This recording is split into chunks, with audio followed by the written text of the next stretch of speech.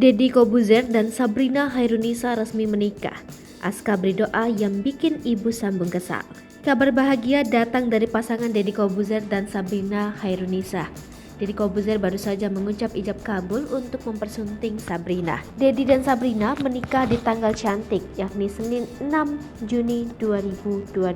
Dalam pernikahan tersebut, mantan Kepala BIN Profesor Dr. A.M. Hendro Priyono dan Jaksa Agung Profesor Dr. S.T. Burhanuddin SHMM menjadi saksi pernikahan. Momen pernikahan diunggah akun @Sabrina Khairunisa.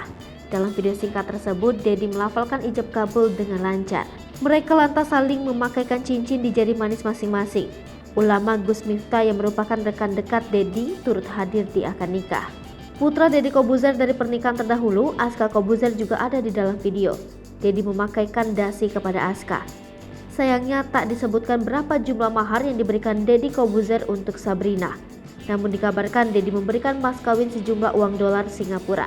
Setelah proses akad nikah selesai, putra sematawayang Deddy Corbuzier, Aska, memberikan doa untuk kedua mempelai. Namun nampaknya doa tersebut justru membuat Sabrina kesal. Pasalnya, Aska tak mengunggah potret Sabrina dalam postingan tersebut. Meski demikian, Aska mendoakan agar kehidupan sang ayah dengan pasangan barunya menjadi kehidupan yang baik dan bahagia bersama. Sabrina lantas mempertanyakan di mana potret dirinya. Sebelumnya, Deddy Corbuzier mengatakan pamit sementara dari media sosial. Hal itu diketahui dari unggahan di Instagram milik ayah Aska Corbuzier itu. Deddy Corbuzier menuliskan tulisan dalam background putih akan berhenti sementara menggunakan media sosial untuk waktu yang belum ditentukan. Dalam keterangannya, Deddy Corbuzier menuliskan dalam perpisahan kepada para pengikutnya di Instagram. Unggahan tersebut kini telah dipenuhi 2.000 komentar di dalamnya. Beberapa public figure turut memberikan semangat kepada Deddy Corbuzier.